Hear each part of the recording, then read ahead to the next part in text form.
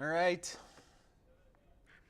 Done with a pretty substantial event here with Alberto working into Mexico, close to Tampico early this morning.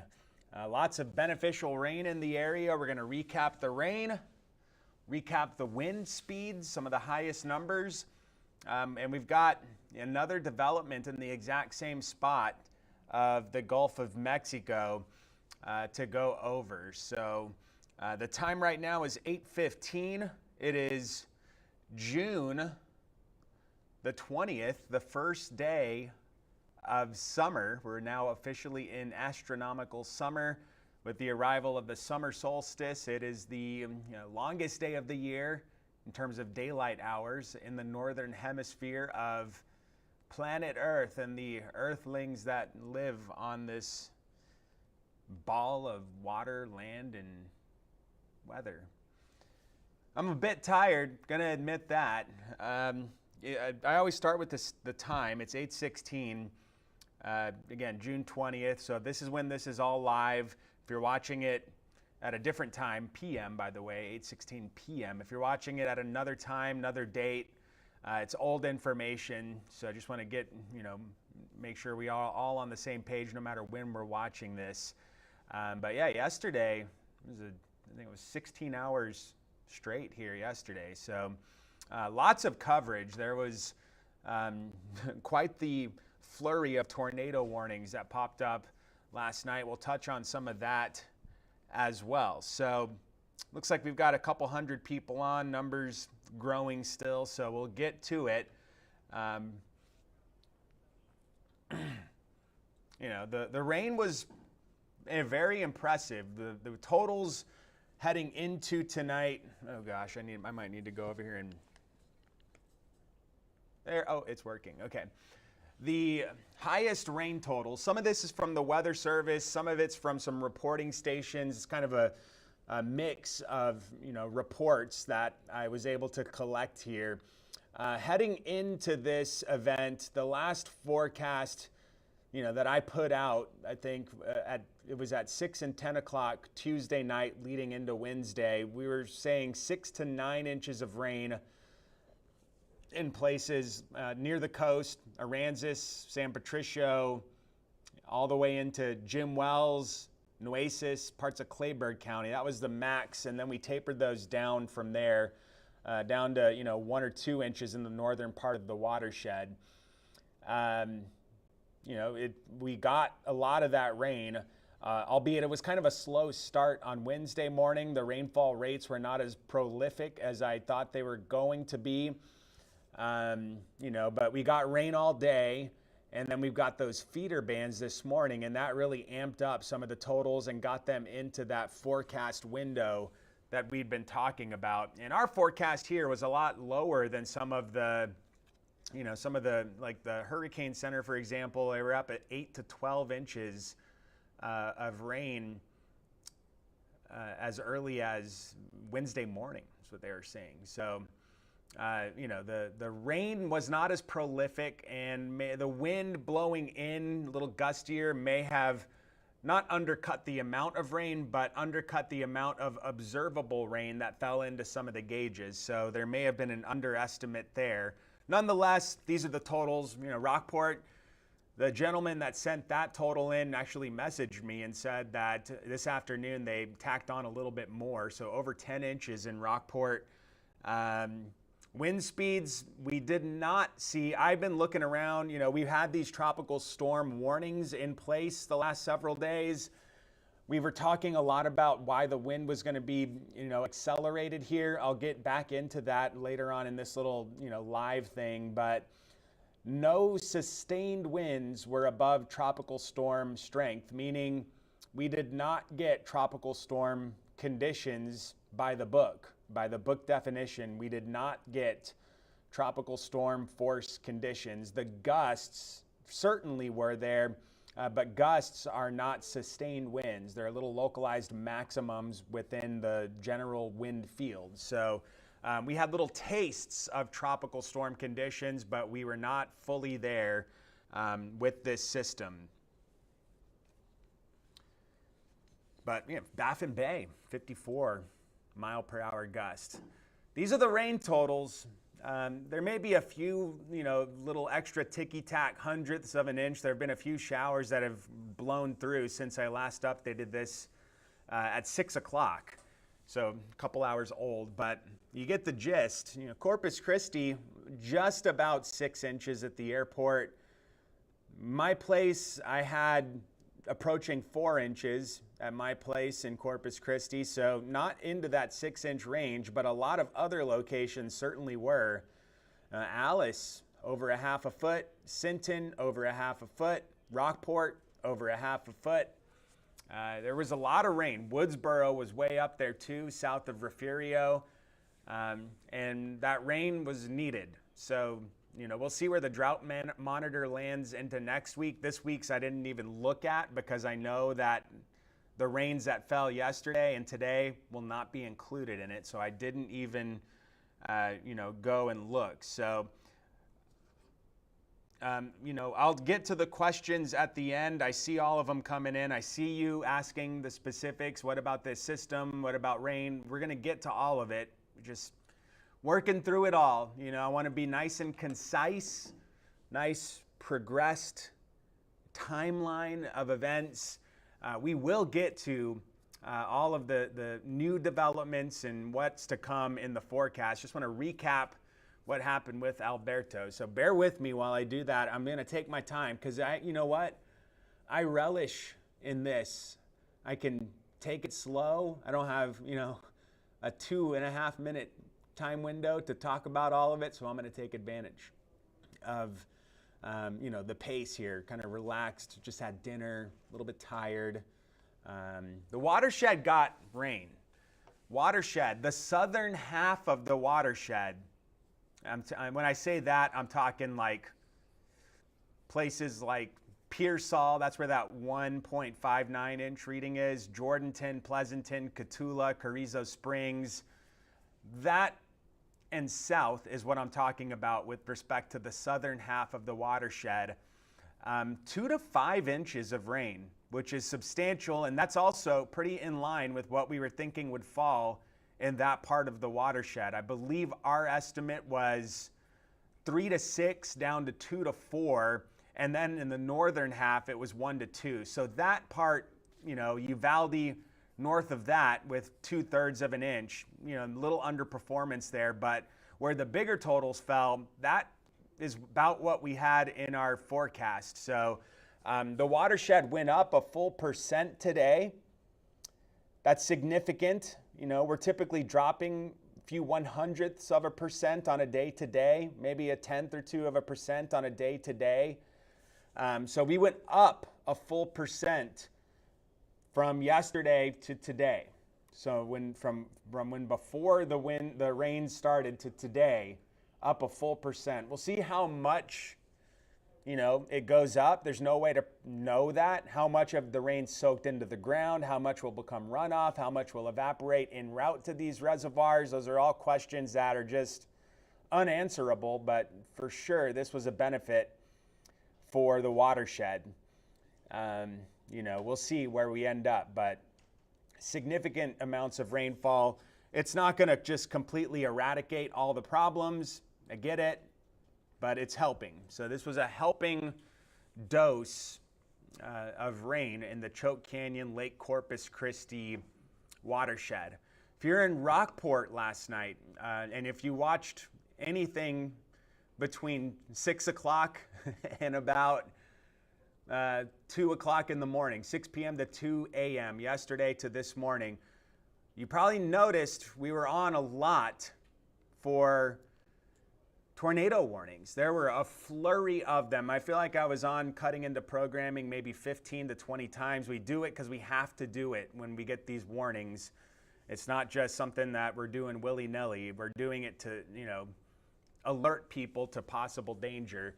And this was the first spin up that we saw after 6 o'clock. It was in Aransas Bay. I noticed it. This is 6:39 when it went out to Facebook. I just wrote some rotation showing up over Aransas Bay, east of Rockport. Could be a waterspout in there. It's moving toward Rockport-Fulton area. And that's yesterday. And that feature ended up producing a tornado. The Weather Service put out a warning at 6:40, and it was a solid warning, good warning. It gave about a 5-minute lead time to when this moved into Key Allegro, Little Bay area of the Rockport location, and then inland, more interior. That's where it dropped the 85 mile per hour EF0 tornado. Weather Service went out, did a survey on that, and they confirmed that the damage was from this rotation. So a confirmed tornado, and there were two of them, one 70 mile per hour one, brief touchdown, and then an 85 mile per hour EF0 tornado in the Rockport area. So that happened last night, and then a flurry of warnings subsequently followed with the little spin-ups. Once you got one, you know, you got to protect. So, I mean, it was the first one that did that. First warning it produced, and you know, so it was a long night with warnings. We're seeing improvement at North Beach. This is the Lex Cam. We've got it pointed west off of the USS Lexington. You see the walkway up to the Lex on the bottom right there. And it looks like the water's now getting contained to the beach. We're not seeing it just completely inundate, although there is standing water there. It looks like the tide levels are starting to, you know, get back lower to respect to flooding North Beach area at least. And we're going to continue to see area-wide improvements with respect to what the surge was doing. I know the Texas State Aquarium gauge right next to this location. If you're looking at the Lex Cam here, it's to the left. That was up over 3 feet today, which that was substantial. That was flooding stage and flooding level in that location. So for sure some storm surge in and around the coastal bend. And what's amazing is that this storm was like 400 miles south. The center was 400 or so miles south of Corpus Christi, and we still got this amount of, you know, wind, rain, surge. And I'll explain why here in a sec. We talked about it all week, right? 86 out right now. There is a little bit of Saharan dust in our atmosphere, so air quality is moderate. Haven't focused on that, obviously, with the situation at hand, but there is some Saharan dust out there. I was driving home on my dinner break tonight and looked up and I could see it. A little haziness up there. Winds are still brisk out of the east, 21. So we've got, I would say at this point, isolated showers, a little dot, little Morse code action into Refugio right now through, you know, parts of northern Aransas, central Refugio County, a few more up towards central and northern B County, and then another little cluster of activity moving to the west-northwest, south of Falfurrias and Hebronville. So there will be activity similar to this overnight. We are going to see some widely scattered stuff working from the Gulf still around that broad circulation that Alberto is responsible for. So you see 20 to 25 on the sustained winds near the coast, still gusting up to 32 miles per hour at the Naval Air Station in Flower Bluff. And the winds will also relax and get a little quieter overnight and into tomorrow. You'll see, though, on our Futurecast modeling, widely scattered, 20 to 40% of the area, seeing some downpours overnight and with tropical moisture out there. Some of that rain still could be fairly heavy, even though there's not going to be a ton of coverage. Some of the rain could be fairly heavy at times, so we'll wake up around 80 tomorrow morning. A few more scattered, widely scattered showers in the morning, and then less coverage heading into the afternoon. Highs up near 90, and the heat index 105, 106. Here we go. It was nice. The 80s yesterday, that was nice with the rain, but the heat's going to be building back in. So broad look at Texas here. You see the widely scattered activity. It's widespread. Not a whole lot of coverage, but the scope of the rain is, pretty encompassing of all of West Texas toward El Paso, Big Bend region, and stretching still down into parts of the valley with some rain still moving in. Alberto is a remnant low at this point. So mountainous Mexico, it has fallen apart.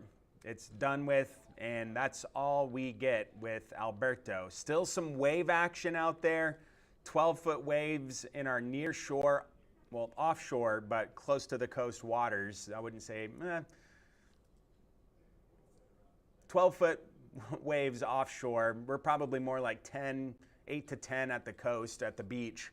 And as the winds start to settle down, the wave heights will follow. So the wave forecast, as I see it, 4 to 6 foot waves Friday, tomorrow at an 8-second period. That is enough to create a rip current risk, and minor coastal flooding is still going to be probable on Friday. Water up to the dunes in spots. We've got a full moon also happening Friday, and that full moon is lined up with the sun, with the earth in between, and the gravitational pull on that, trying to remember if that's the orientation. Regardless of what I just said, the earth, the moon, and the sun are all lined up. It's a better way of phrasing it. And that gravitational pull is what is responsible for, amplifying the higher than normal tides. So we'll have that in play over the weekend. And 3 to 5 foot waves, 7-second period, Saturday and Sunday. Still under a coastal flood warning on all area beaches and immediate coastal locations. That's in effect till 7 p.m. tomorrow, so beach still isn't going to be great tomorrow. We will have the higher than normal tides. The surge, the inundation, 1 to 3 feet, that's going to be subsiding tomorrow. And we still have the elevated rip current risk, I think, through the weekend. So, that's Alberto. Now we've got new things out there. 50% chance for development on a tropical wave approaching the southeastern U.S. Atlantic coast. Not a concern for us here in KIII country and Channel 3 viewing area, South Texas, Coastal Bend. But a new area that we talked about prior to, the Alberto stuff earlier. Monday we were talking about this. New area of development and in the exact same spot as Alberto in the Bay of Campeche down there over the weekend. The little tropical wave or disturbance that'll eventually get out in that part of the Gulf is over Belize tonight. It will track over the Yucatan tomorrow and emerge into that fertile Bay of Campeche on, the weekend. So that's something we're going to be paying attention to, and that's the area we're watching. However, all systems are not the same, right? Even though this is going to be in the same exact location, may take a very similar path, whatever it is, they're not all the same. All tropical systems are not the same. They've all got their individual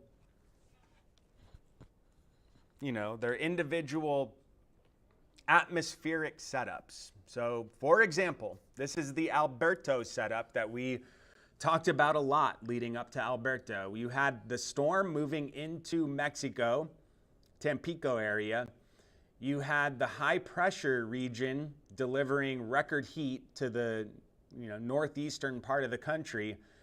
And that squeeze, the difference between the high over there and the low to our south, is what ramped up the winds, provided that channel for moisture and a long fetch of wind to come in over the Gulf of Mexico. And even though the winds weren't that strong, it was enough to push a lot of water toward the Texas Gulf Coast. And that's why we saw what we did.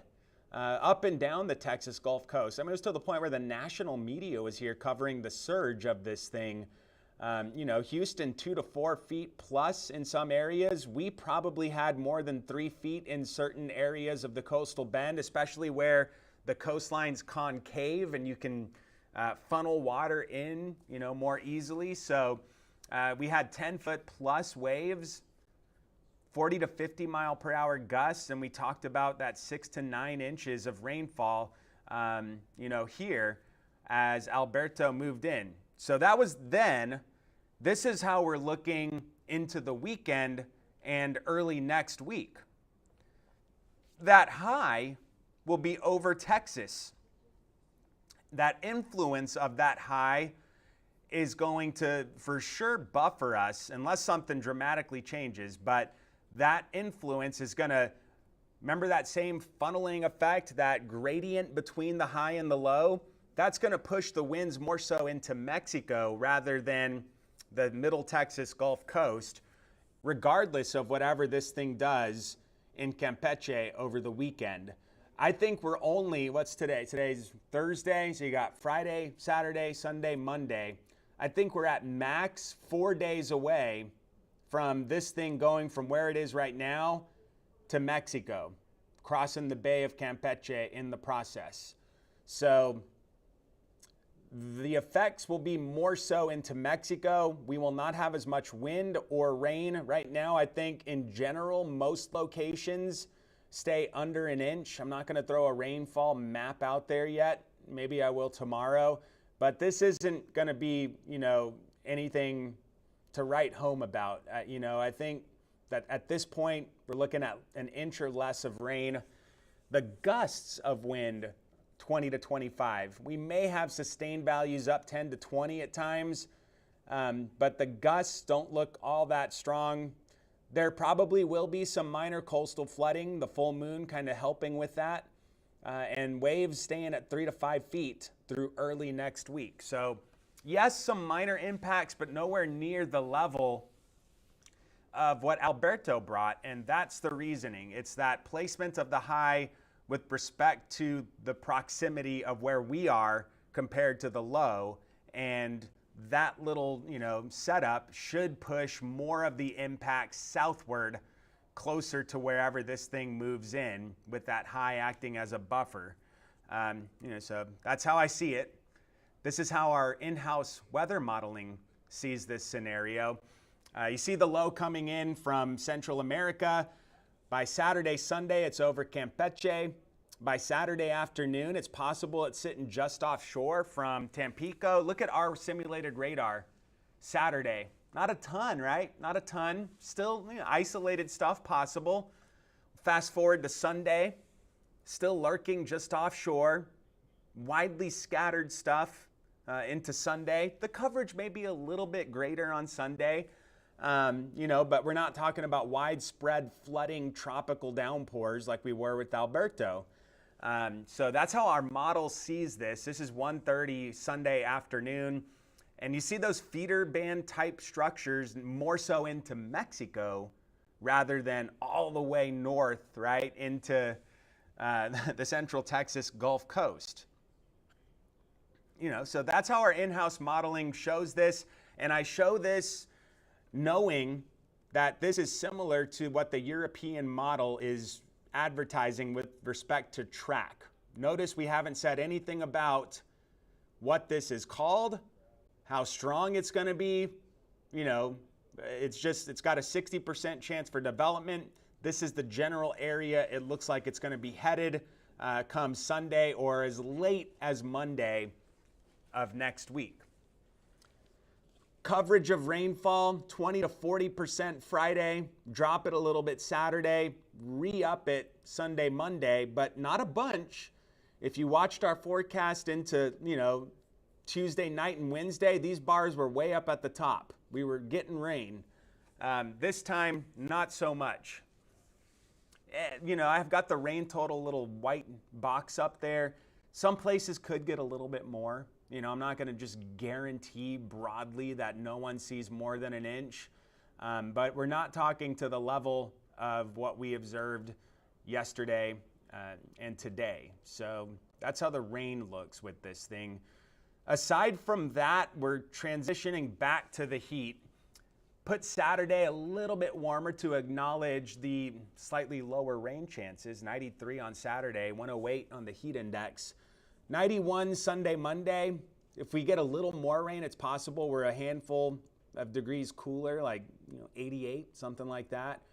And then it's back to more pressing heat. Mid-90s heat index values close to 110, which is close to heat advisory level into the middle of next week. So tonight, widely scattered stuff continues to move in from the Gulf. Upper 70s overnight, east wind 10 to 15. Friday, 91. First Friday of summer. How about that? Crickets in the newsroom and no one. Oh, someone said something. Okay, someone enjoyed it. Okay, it was Emily, I think. Yeah, it was. She's nodding her head. 106 on the heat index tomorrow. Some gusts up around 24 miles per hour, but the sustained winds 10 to 18. I've got a 6 on the nometer. Might bump that up to a 7. Why not? It's Friday. Give it that one value bump up because it's Friday. So Saturday looks a little bit drier than Sunday does. Still an isolated, 20% or less coverage. A little bit more coverage Sunday and Monday with that tropical feature doing what it's doing to our south. And then back to more pressing heat into the middle of next week. So that's how everything looks to me. I'll try to answer questions if I didn't get to anything specific. But 8:41 right now is the time. It is Tuesday, June the 20th, the first day of summer. I hope everyone was safe yesterday. Property's okay. If you had any coastal stuff, boats at, docks or anything like that, marinas, hope everything was good for you.